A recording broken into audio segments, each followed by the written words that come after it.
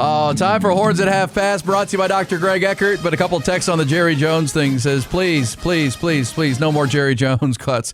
That's like listening to your, although he says the president talk. But either way, this says, we do know how much you're involved, Jerry. That's the problem. Yeah. I think he was trying to say, I'm not as involved as you think I am. I'm involved, but there are others involved. It's not just me, even though we don't believe that.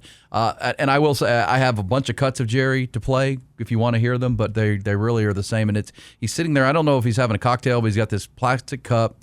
It's like if you were sitting talking to the 83-year-old grandpa or uncle. I mean, he's diminished in that regard. He's still sharp, but at the same time, it just takes him forever to say anything.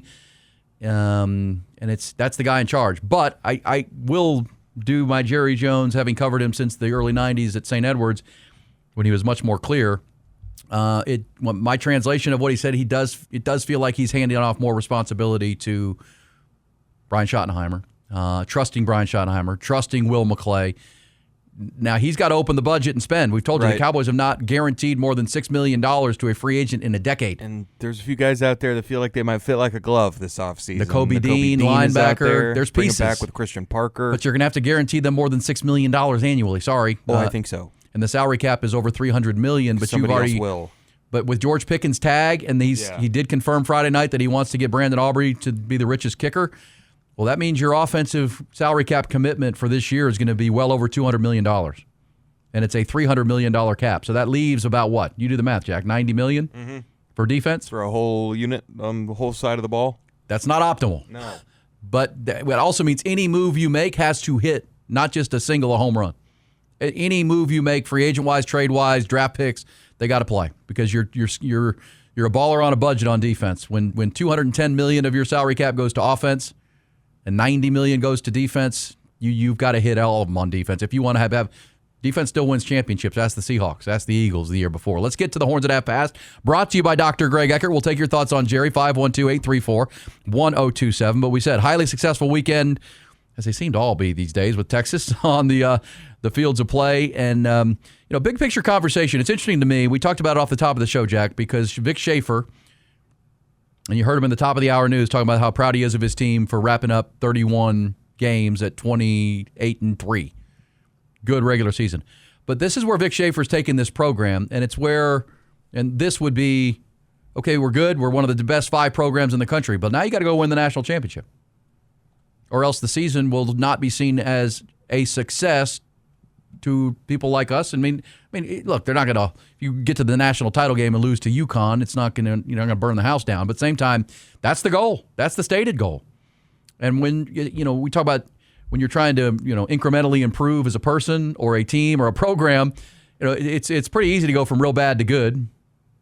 It's good. It's easy. It's pretty easy to go from good to really good. Then you got to take that step to great, and then you have to take that step to championship level. Right. Like win the whole damn thing. And, Mike White and the softball team did it last year. Jared Elliott and volleyball have done it. Mm-hmm. This is the task for Jim Schlossnagle. This is what he was hired for. And he's got a team through 11 games who's outscored their opponents 93-19. Yeah, looking pretty good so far. And they look like a team that, you put the bar's championship. UCLA's number 1 in the country. They're really good, but you're really good too. And that comes down to execution at the highest level. And that's the hardest step of that, Jack, is to go from really good to great and then great to the championship. And guess who else is in that boat? That'd be Steve Sarkisian. Mm-hmm. And their spring workouts start at the end of the week and into the weekend. And that's where Texas football is, win the championship. That's where Vic Schaefer is. Now, Sean Miller's team is not there. We've said all season, year 1, you want to make the tournament. And I think they're big win for them, embarrassing loss for the Aggies. Sure.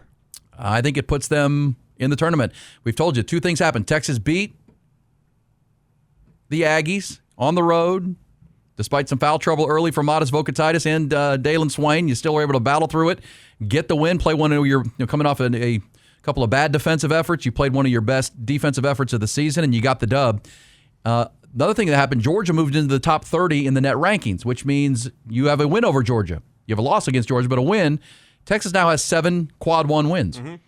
And since the net ranking system has gone into effect, every team that posts that many wins has made the tournament. Right. 100% of the time. So I feel pretty good that Texas is going to be in this tournament. And now they play Arkansas Saturday night. or Wednesday night, I should say, and then they finish off the regular season this coming Saturday with Oklahoma here in town. But I think that's how big the win was for Texas on the road. And as we said and played last hour, Sean Miller was asked, these super seniors, these veteran players, they understand their careers are coming to an end. They had to play with some immediacy, and safe to say they did. Jordan Pope was tremendous in that game, handling the pressure of buckyball. Tremont Mark, who's the Aggie killer, had 23.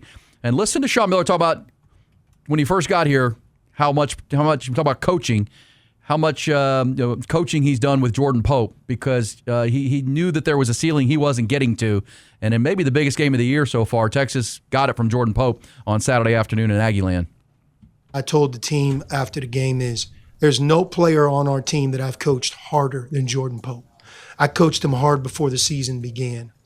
I'm coaching him because I've always felt, because of his unique skill set and his experience, that he had another level in him, had a higher ceiling than sometimes he had shown. And I think everybody really saw that today. It wasn't just his shot making. It was getting open, not wearing down, handling the ball against pressure, and really doing a good job defensively, being poised throughout. He did it all, and I thought he looked like a terrific point guard today. And that's what it takes when you get to the end. You need guys like him to play well, and he did. It means a lot. That's something you want as a point guard, as one of the leaders and the older guys of the team. Coming in day one, I knew he was going to be hard on me. It's what I wanted. I want the challenge, and thankfully I've been able to, make up to it. All right, so, the Texas at this point, they're not going to beat Florida, okay? No. So, but to a 2-game losing skid, was that going to turn into a 3-game losing skid going to Arkansas? You can't put a measurement just on how big that win was, Jack, because 2 could have turned to 4 real quick. Yeah, because you go to Arkansas. And, right. By the way, did you see what they ran into at Florida on Saturday night? Good team. Top 2 team. I think so. Florida buzzsawed Arkansas. Like my man John Calipari, 10 minutes to go, waving the white flag. I mean, they were, get me out of here, uncle. Florida is damn good. And Texas found that out on Wednesday night at the Mood. But, Texas, the game against Georgia is the one that kind of slow start, got us to 67 all. You lose in the end. But this one, you found a way to win it on the road against your arch rival. And I think it pretty much puts you in the tournament. You can solidify that even further with one more win over Oklahoma this Saturday. Even if you lose at Fayetteville, Texas will be in the tournament. And we talk about the bars of a team and what's a successful season. Making the tournament equals successful season for Sean Miller in year one. And the coaching of guys like Jordan Pope and the development of guys behind it. I think that's the optimism you can see in what Sean Miller is building there. Meanwhile, Jack, over at baseball, over at football, over at women's basketball, it's about the Natty. At this point, yes. It's about the championship And now. to be fair, in 2-3 years, that's what we're going to be saying, I think, about Sean Miller's teams. 100%. And college basketball, the NCAA tournament is there's so much, it varies so much. But if we're in, 2030, we're looking at Sean Miller, and he hasn't, at least been to the Elite Eight, I think you're going to be like, all right, well, where do we go from here? Because you're going to be able to bring in some of these top recruits. You're going to be able to get some of the top portal targets every single season. So I think year one is incredibly encouraging. I think right now you're probably a 10 seed, a 9 seed, and you'd play in that first round. Funny enough, I'm looking at some of these bracket predictors. That would mean if Texas wins, they probably play Florida in the second round, so that's a lot of fun. But, hey, if you can get in and win one game, that's what Chris Beard did in year one. Well, that's what Rodney Terry did every year except the last season. He at least won one tournament game. And look what Jim Schlossnagle did in year one. They might have gone to Omaha if Jared Spencer hadn't gotten hurt last year. Ruger didn't get the flu. Right. They were that good. And then the wheels came off there. Didn't have the depth to deal with that. Well, now they went out and signed the number one high school recruiting class and attacked the portal with 9 players like Aiden Robbins and Carson Tinney and Arms. And now they're as good as any team in college baseball, and the goal is the championship, Omaha. And that'll be the goal for Sean Miller, because look what Sean Miller's doing. He's coaching up this team. There's some building block pieces behind it that will still be on the team. And come the end of this regular season, whenever the tournament run, whenever it is, it's going to be attack the portal for experience and size and depth and all those things like Jim Schlossnagle did with the baseball. Here is Sean Miller. Is this the biggest win so far for you as the head coach at Texas?